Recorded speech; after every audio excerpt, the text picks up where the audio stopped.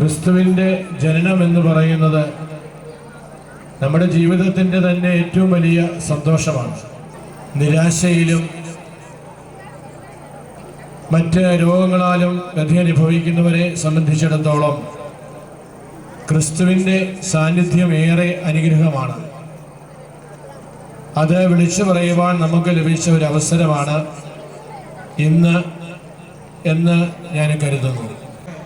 ഈ ക്രിസ്മസിൻ്റെ സന്ദേശം നൽകുന്നത് ബഹുമാനപ്പെട്ട തോമസ് അച്ഛനാണ്. ഇന്ന് അച്ഛന് വലിയ തിരക്കുള്ള ദിവസമായിരുന്നു.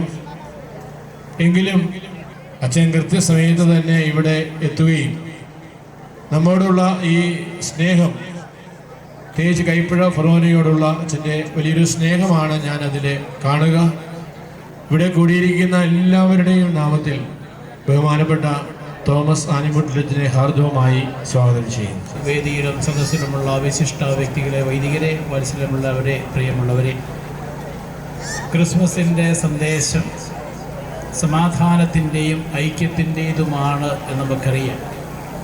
വിളംബര ജാഥയിലൂടെ, പാപ്പാമാരുടെ വിളംബര ജാഥയിലൂടെ ഈ സന്ദേശം ലോകത്തിന് എത്തിച്ചു കൊടുക്കാനുള്ള പരിശ്രമത്തിൻ്റെ ഭാഗമാണ് ഇന്ന് ഈ നെയ്യാണ്ടൂരിൽ ഇവിടെ നാം സമ്മേളിക്കുന്ന സമയം.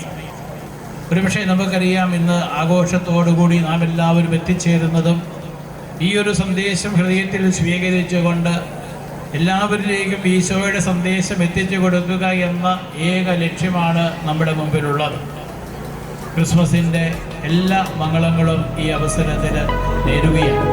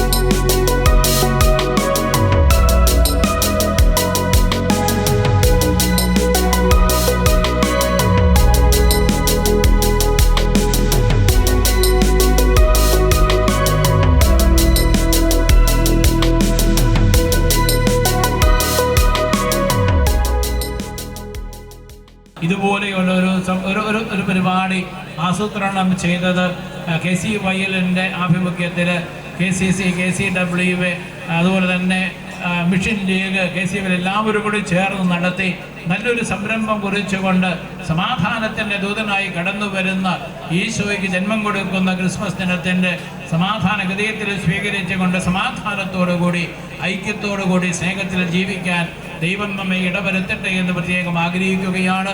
ക്രിസ്മസിൻ്റെ എല്ലാ മംഗളങ്ങളും സ്നേഹപൂർവ്വം നേർന്നുകൊണ്ട് ഞാൻ എൻ്റെ വാക്കുകൾ ഉപസംഹരിക്കുന്നു. Happy Christmas to you all.